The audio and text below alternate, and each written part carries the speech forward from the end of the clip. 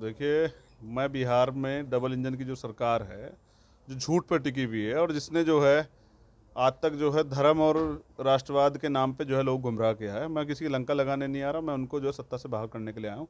और आशा और पूर्ण विश्वास है कि कार्यकर्ताओं की मेहनत और हमारी जो जो हमारी खुद की मेहनत है उसके दम पे जो है इनको सत्ता से बाहर करेंगे। धन्यवाद। नमस्कार, मैं हूं देवांशु। आप देख रहे हैं न्यूज़ फर्नीचर। आज़ाद समाज पार्टी इस बिहार विधानसभा चुनाव में बिगुल फूंकने वाली है और आज़ाद समाज पार्टी के अध्यक्ष हमारे साथ मौजूद है, चंद्रशेखर आज़ाद। हम उनसे बात करते हैं। कहीं ना कहीं अब आपको नहीं लगता है कि लेट हो गया है, चुनाव सर पर है और अब आप बिहार में आ रहे हैं?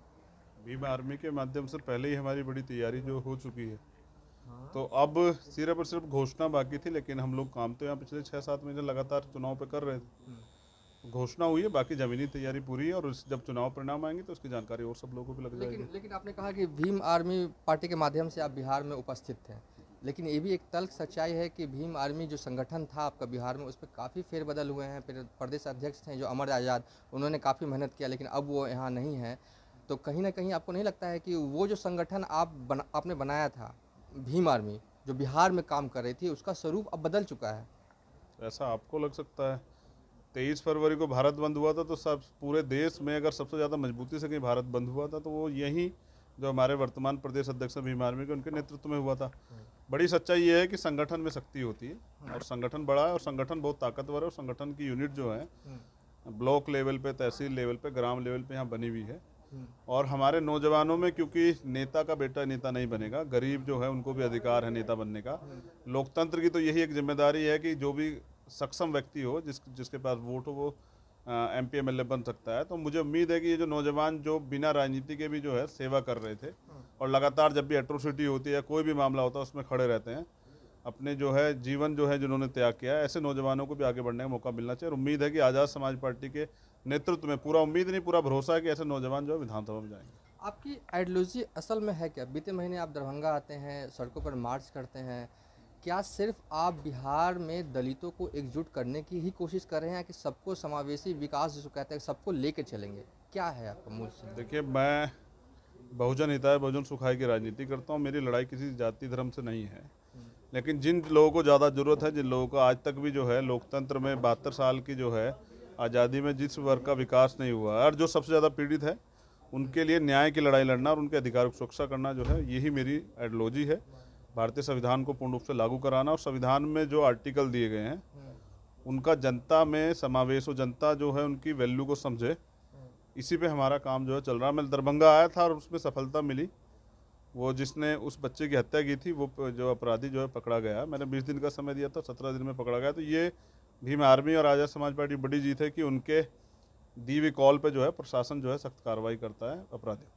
बिहार की राजनीति जो है वो पिछड़ों की राजनीति करने के लिए जानी जाती है और आपकी एक एंट्री हो रही है। बिहार में कई ऐसे दलित नेता हैं, चाहे वो रामविलास पासवान हो, जीतन राम मांझी है। जिस तरीके से उनकी राजनीतिक सफ़र रहा है, जिस तरीके से उन्होंने विकास का कार्य किए हैं पिछड़ों के लिए, आपको अच्छी तरह से मालूम है। जब जीतन राम मांझी बतौर CM थे तो पटना के अम्बेडकर छात्रावास में काफ़ी विकास हुआ, दलित छात्रों के लिए उन्होंने बहुत कुछ किया है। तो उनको, उन दोनों नेताओं के जो दलित चेहरा हैं बिहार के, जीतन राम मांझी और रामविलास पासवान, उन पर आपकी क्या राय है? देखिए, मैं किसी पर राय देने के लिए यहाँ नहीं आया हूँ।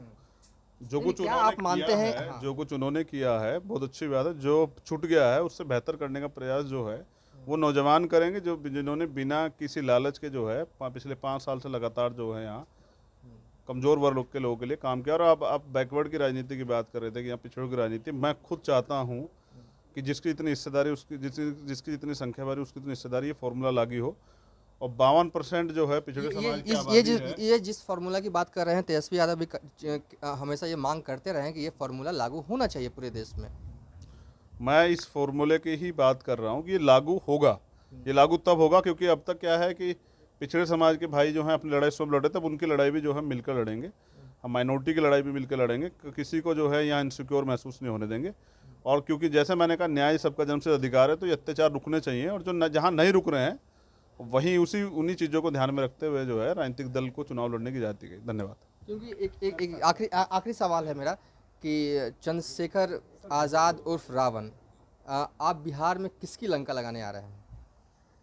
देखिए, मैं बिहार में डबल इंजन की जो सरकार है, जो झूठ पर टिकी हुई है और जिसने जो है आज तक जो है धर्म और राष्ट्रवाद के नाम पे जो है लोग गुमराह किया है। मैं किसी की लंका लगाने नहीं आ रहा, मैं उनको जो है सत्ता से बाहर करने के लिए आया हूँ।